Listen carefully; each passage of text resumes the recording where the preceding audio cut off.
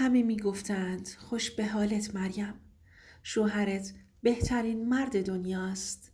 تو خوشبخت ترین زن دنیایی. هر وقت توی مهمونی ها می رفتم. همه به هم قبطه می خوردند. می گفتند رضا نمونه است. کاش ما هم همچین شوهری داشتیم. من فقط لبخند می زدم. اما ته دلم یه چیزی به هم می گفت ای کاش واقعا همون مردی بود که همه فکر می کنن. اما هیچ کس نمی دونست پشت اون نقاب مقدس چه جهنمی برام ساخته شده بود. مریم هستم. 32 سالمه. وقتی با رضا ازدواج کردم 20 سالم بیشتر نبود. رضا اون موقع 30 ساله بود. یه مرد جا افتاده، خوش زبون، مؤدب. همه حسرت زندگیمونو میخوردند. اون مردی بود که جلوی همه نقش یک آدم مومن، پاک، خانواده دوست رو بازی میکرد. همیشه با تسبیح توی دستش ذکر میگفت و همه رو نصیحت میکرد. حتی توی فامیل وقتی 2 نفر با هم قهر بودند میانجیگری میکرد و واسطه میشد تا مشکلات فامیل رو حل کنه. همه هم بهش احترام میذاشتند. اما من تنها کسی بودم که کم کم فهمیدم همش یه نمایش بوده. یادمه روز عقد مادرم بغلم کرد و گفت مریم تو دیگه غم نداری. رضا مردیه که همه آرزوش رو دارند. و من اون روز باور کردم. فکر کردم خوشبخت ترین زن زمینم. سالهای اول زندگی همه چی خوب بود. یه خونه نقلی داشتیم توی یکی از محله های معمولی شهر. رضا سر کار می رفت. منم درس و زندگیم رو ادامه می دادم. هر وقت توی کوچه مردم می دیدنش همه با احترام بهش سلام می کردند. حتی بچه های همسایه هم می گفتند عمو رضا مرد خوبیه. و من با تمام وجودم بهش افتخار می کردم. ولی کاش هیچ وقت اون نقاب از صورتش نمی افتاد. از یه جایی به بعد تغییرها شروع شد. رضا دیرتر می اومد خونه. اولش می گفت جلسه کاری داشتم. بعد می گفت فلانی مریض بود رفتم عیادتش. گاهی می گفت مسجد بودم. اما چیزی که منو آزار می داد نگاه سردش بود. قبلا وقتی می اومد خونه چشماش برق می زد. ازم می پرسید حالت چطوره؟ امشب شام چی درست کردی؟ ولی کم کم حتی نگاهم هم نمی کرد. یادم این یه شب تا نیمه شب منتظرش بودم. سفره پهن بود. غذا سرد شده بود. گوشیمو نگاه می کردم. هر 5 دقیقه یه بار به ساعت چشم می دوختم. بالاخره اومد. با یه اخم نشست. بشقابش رو برداشت. 2 لقمه خورد و بدون اینکه حتی به صورتم نگاه کنه رفت سمت اتاق. اون شب بی صدا پشت در اتاق گریه کردم. با خودم گفتم شاید خسته است. شاید مشکلات کاری داره. خودم رو سرزنش کردم که چرا زیادی حساس میشم. اما اون سردی هر روز بیشتر از روز قبل میشد. یه چیز دیگه هم بود که نمیتونستم نادیده بگیرمش. گوشیش. رضا همیشه گوشیشو با خودش حمل میکرد. حتی وقتی میرفت حموم گوشیشو میبرد. رمز گذاشته بود. قبلا جلوی من راحت جواب میداد. ولی حالا هر وقت زنگ میزدن یا میرفت توی بالکن یا آروم صداشو پایین می آورد. یه بار نصف شب بیدار شدم. دیدم روی مبل نشسته. گوشی دستشه و داره میخنده. وقتی فهمید بیدار شدم سری گوشی رو برعکس گذاشت و گفت پیام کاری بود. پیام کاری نصف شب با خنده های ریز. اون لحظه چیزی تو دلم شکست. حس کردم آدمی که من بهش تکیه کرده بودم داره از دستم میره. از فرداش چشامو بیشتر باز کردم. به همه جزئیات دقت میکردم. به عطر ناشناسی که بعضی وقتا از لباسش میومد. به لبخندهای مصنوعیش. به بهونه‌های بی‌دلیلش و قلبم هر روز بیشتر می‌لرزید. همه هنوز فکر می‌کردن من خوشبختم. هر کسی رو می‌دیدم می‌گفت خوش به حالت مریم. رضا مردیه که قدر زنش رو می‌دونه. ولی من تنها کسی بودم که می‌دونستم اون چیزی که همه می‌بینن فقط یه نقاب قشنگه. و پشت اون نقاب چیزی داره شکل میگیره که قرار تمام زندگی زیر و رو کنه. میدونی؟ بعضی وقتا دل آدم خیلی زودتر از عقلش میفهمه که یه چیزی درست نیست. منم دلم زودتر از هر چیزی فهمید رضا دیگه اون آدم سابق نیست. اوایل سعی می کردم خودم رو قانع کنم که فقط خستگی کاره. آخه عاشقش بودم. دلم نمیخواست چیزی رو باور کنم. ولی اون تغییرها روز به روز بیشتر می شدن.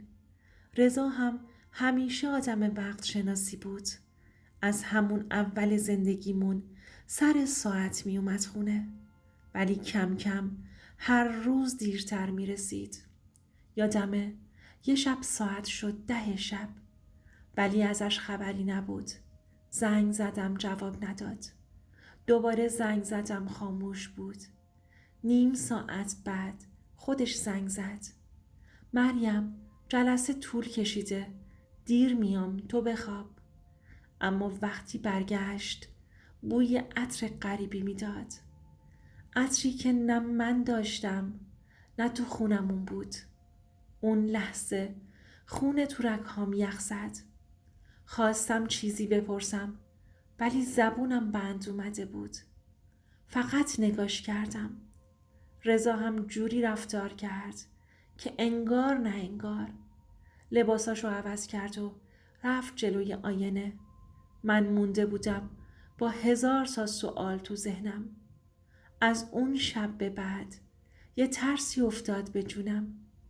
هر وقت گوشیشو دستش میگرفت ناخودآگاه نگاهم میرفت سمتش. حتی وقتی میخندید به جای اینکه خوشحال بشم دلم میلرزید.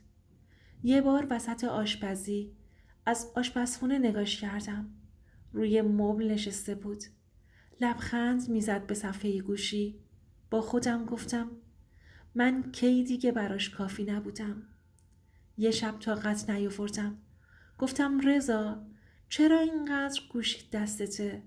قبلا اینجوری نبودی. با یه نگاه سرد نگام کرد و گفت تو چرا اینقدر گیر میدی؟ آدم حق نداره گوشی دستش بگیره؟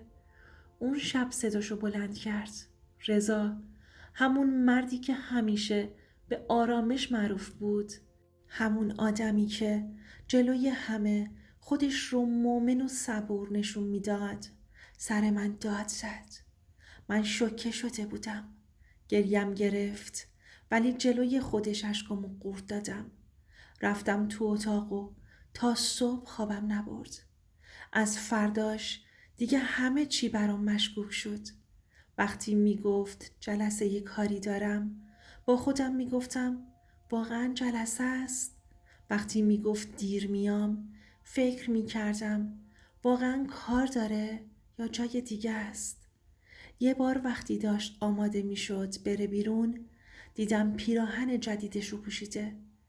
اتکلونی زده که ماه‌ها بود دست نزده بود. گفتم رضا چرا اینقدر خوشتیپ کردی؟ مگه جلسه کاری هم اونقدر شیک پوشی میخواد؟ یه لبخند مصنوعی زد و گفت آره جلسه مهمیه. میخوام مرتب باشم. ولی اون برق چشمهاشو که دیدم فهمیدم این جلسه کاری نیست. این یه چیز دیگه است. همه اینا مثل خوره افتاده بود به جونم. ولی هر وقت به کسی میخواستم بگم همه با تعجب نگاه می کردند. مریم، تو چته؟ تو دیوونه ای؟ رضا همچین کاری نمیکنه. همه اونقدر باور داشتن رضا مرد خوبیه که حتی شک منو مسخره می کردند. اون روزا من بین دو دنیا گیر کرده بودم. یه طرف نقاب قشنگی که همه برای رضا ساخته بودن. یه طرف دل من که هر روز بیشتر می گفت یه چیزی این وسط اشتباهه.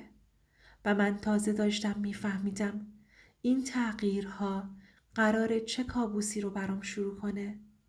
همه چی از یه دیدار ساده شروع شد. یه روز وقتی رضا از سر کار برگشت گفت مریم، یه همکار جدید دارم که کمکش میکنم با پروژه ها آشنا بشه. اسمش سحر بود. دختری تنها که توی شهر زندگی میکرد و ظاهراً تازه کارش رو شروع کرده بود. اولش من زیاد بهش توجه نکردم. گفتم خب شاید واقعاً به کمک نیاز داره. ولی کم کم چیزایی دیدم که قلبم آتیش زد. یه روز رضا دیر برگشت خونه. میگفت جلسه کاری طول کشیده. ولی وقتی نزدیک خونه شد دیدم با ماشین سمت خونه سحر میره. آخه چند تا کوچه اون طرفتر خونه جدید گرفته بود. قلبم ایستاد. نه این نمیتونه باشه. از اون روز همه چیز تغییر کرد. پیام ها، تماس ها، خنده های ریز. من شروع کردم به دنبال کردن سرنخها. یه بار که رضا توی اتاقش نشسته بود گوشیشو روی میز گذاشت. پیامهاش باز بودند. فقط چند کلمه. امروز دیدن تو عالی بود. دلم برات تنگ شده. و من با چشمهای خودم دیدم که رضا دیگه فقط شوهرم نیست. اون یه دنیای مخفی داشت. شبها وقتی رضا خواب بود من اشک میریختم. به خودم میگفتم مریم اشتباه فکر میکنی. شاید اینا چیز مهمی نیست. ولی قلبم به من دروغ نمیگفت. یه روز تصمیم گرفتم باهاش روبرو بشم. بهش گفتم رضا، کسی که تو پیام ها باهاش حرف میزنی کیه؟ اولش سعی کرد لبخند بزنه و قضیه رو کوچیک جلوه بده. همکارمه، نگران نباش. ولی وقتی دیدم چطور رنگش پریده و دست و پاشو گم کرده فهمیدم دیگه چیزی برای پنهون کردن باقی نمونده. بعدها صحنه هایی رو دیدم که قلبم از تپش ایستاد. رضا و سحر تو کافی شاپ، تو پارک، تو راهروی خونه سحر و من فقط میتونستم نگاه کنم و ذره ذره از بین برم. همه چیز تدریجی بود. مثل مار پیچی که منو پایین میکشید. رضا هنوز جلوی خانواده و فامیل مرد نمونه بود. با بچه های توی کوچه مهربون بود. با من در ظاهر هنوز هم همون شوهر عاشق به نظر می رسید. اما پشت پرده اون زندگی که من فکر می کردم امن و پاکه داشت به جهنم تبدیل می شد. و من تازه داشتم می فهمیدم اون سایه سحر قراره چه بلایی سرم بیاره. میدونی وقتی شک شروع میشه آدم میتونه خودشو گول بزنه، ولی وقتی یقین میاد دیگه هیچ راه پس و پیشی نیست. همه چیز از یه شب شروع شد. رضا گفت میرم جلسه کاری. اما من حس عجیبی داشتم. یه چیزی توی لحنش بود. یه چیزی توی نگاهش که بهم میگفت این جلسه واقعی نیست. با خودم گفتم نترس، اشتباه میکنی. ولی قلبم نمیذاش سکوت کنم. همون شب وقتی مطمئن شدم تصمیم گرفتم برم دنبال سرنخ. با فاصله کم از ماشینش دیدم سمت خونه سحر میره. قلبم تو قفسه سینم میتپید. نفسم بند اومده بود. ایستادم پشت یه درخت و نگاش کردم. دیدم وارد خونه شد. در رو قفل کرد و چند دقیقه بعد صدای خنده‌ای شنیدم که مثل چاقو قلبم رو برید. یه حس وحشتناک، ترکیبی از ناباوری، عصبانیت و درد داشتم. اون لحظه فهمیدم دیگه شک کافی نیست. یقین داشتم. صبح روز بعد نتونستم تحمل کنم. رفتم اتاقش، آروم و با صدای لرزون گفتم: رضا، من دیگه نمیتونم سکوت کنم. با سحر چرا به تی داری؟ اولش سکوت کرد. بعد با یه لبخند سرد گفت: چیه مریم؟ همه چیز معمولیه. داری زیادی فکر میکنی. ولی اون برق چشاش، همون لحظه فهمیدم داره دروغ میگه. بعدها کوچکترین جزئیات رو جمع میکردم. پیامها، تماسهای بیدلیل، لبخندهای پنهونی. هر چیزی که قبلا میتونستم بهش اعتماد کنم حالا تبدیل شده بود به مدرکی علیه رضا. یه روز که دوباره دیر کرد و عطر ناشناسی روی لباسش بود، بازوش رو گرفتم و گفتم: رضا، من بهت اعتماد داشتم. همه زندگیمو بهت دادم. این چه کاریه؟ ولی اون فقط با یه نگاه سرد گفت: مریم، تو نمیفهمی. این زندگی حق منه. اون لحظه بود که دنیا برام تاریک شد. تمام سالهایی که فکر میکردم خوشبختم یه دروغ بزرگ بود. از اون روز به بعد هر روز حس میکردم یه بخشی از قلبم از دستم میره. هر نگاهش، هر پیامش، هر خندش، همش زنگ خطر بود و من مجبور بودم تصمیم بگیرم. تصمیمی که قراره همه زندگیمو زیر و رو کنه. اما هنوز نمیدونستم چه راهی رو باید انتخاب کنم. آیا روبرو بشم، باهاش حرف بزنم، یا صبر کنم تا خودش حقیقت رو فاش کنه؟ اون روز صبح یه حس عجیبی داشتم. قلبم میخواست فریاد بزنه، ولی زبونم هنوز نمیتونست بگه. رضا تو آشپزخونه نشسته بود و چای میخورد مثل همیشه، ولی من دیگه نمیتونستم نقش بازی کنم. نشستم روبروش، نفس عمیقی کشیدم و گفتم: رضا، من همه چیزو فهمیدم. اولش نگاهش مثل همیشه سرد و بی‌تفاوت بود. بعد یه لبخند پر از پررویی زد و گفت: چی فهمیدی مریم؟ باز داری خیال پردازی میکنی؟ ولی من دیدم چطوری دستاش کمی میلرزید. اون سکوت بیشتر منو عصبی کرد. رضا، بس کن. میدونم با سحر رابطه داری. دیگه نمیخواد انکار کنی. بالاخره با صدای خشک و خنثی گفت: آره، راست میگی. همون لحظه قلبم شکست. همون آدمی که من بهش اعتماد داشتم، همون مرد مقدس، داشت روبروم اعتراف میکرد. دستام یخ کرده بود. پاهام میلرزید. حس میکردم تمام زمین از زیر پام میره. چرا؟ چرا با من این کارو کردی؟ رضا بدون اینکه منو نگاه کنه گفت: چون میخواستم، چون تو نمیفهمیدی. اون لحظه دنیای من فرو ریخت، ولی جلوش گریه نکردم. به خودم گفتم: مریم، حالا وقتشه که تموم سالهای سکوتو تمومش کنی. شروع کردم به جمع کردن تمام شواهد، پیامها، عکسها، تماسها، هر چیزی که ثابت می کرد رضا پشت سرم یه زندگی دیگه داشته. بعد از ظهر دوباره باهاش روبرو شدم. گفتم: دیگه نمیخوام چیزی پنهون باشه. همه باید بدونن. رضا نگاهی کرد که انگار میخواست چیزی بگه، ولی حرفش رو قطع کردم. همین الان میخوام بهت یه چیزی بگم.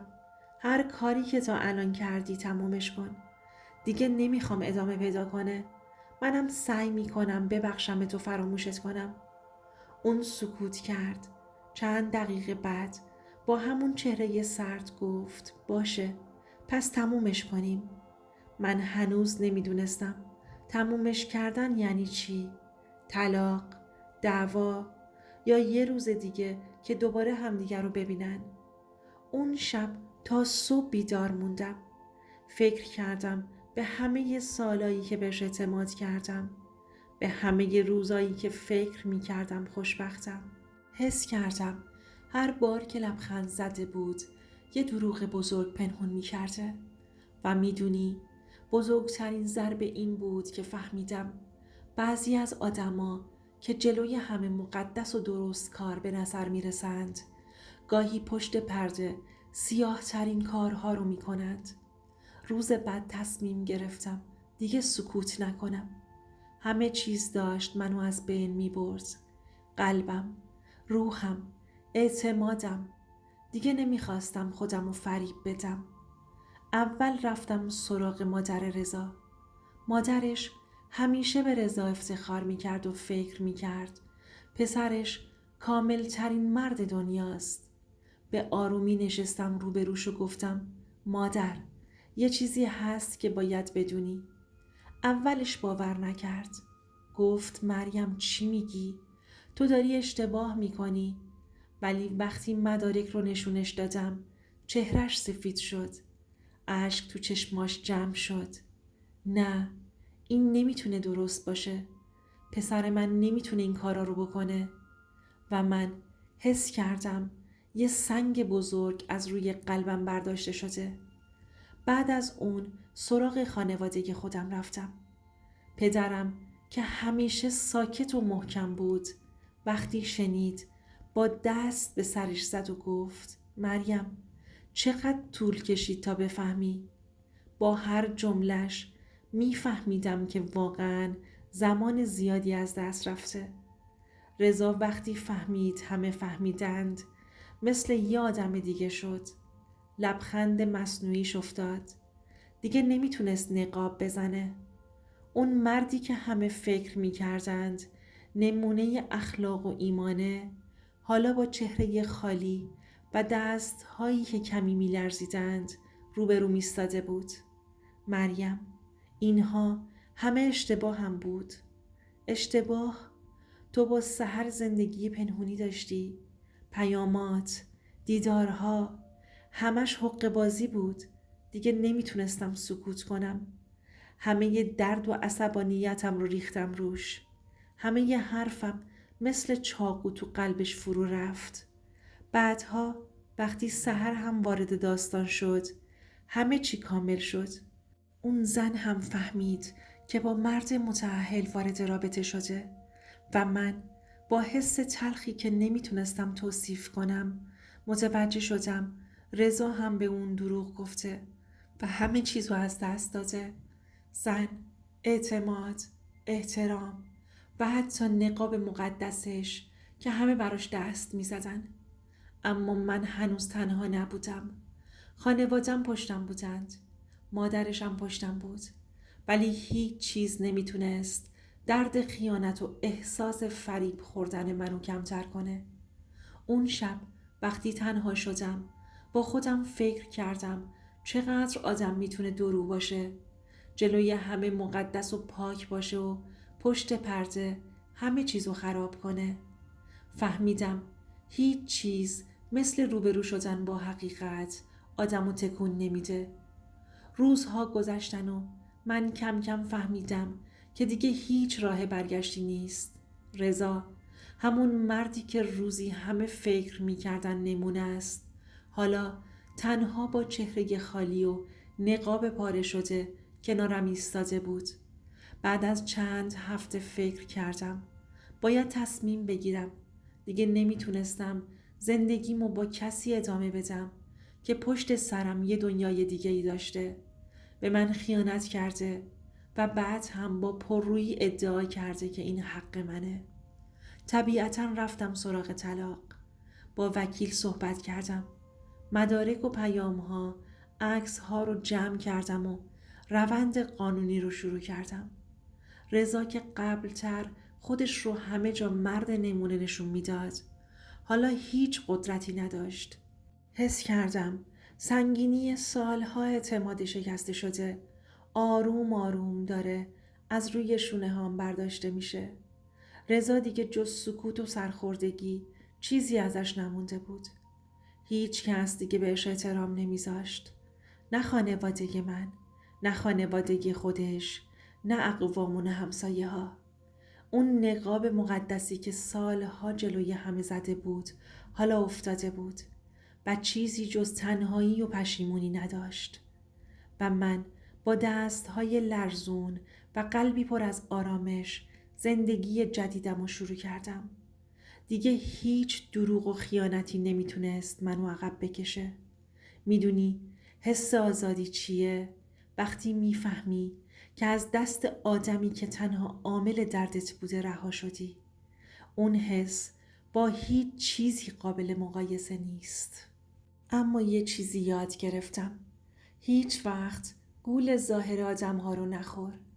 هیچ وقت فکر نکن هر آدمی که جلوی همه مقدس و درست کار به نظر میرسه پشت پرده هم همینطور باشه. خیانت فقط از بین بردن یک رابطه نیست. نابود کردن اعتماد، خانواده و حتی زندگی خودته.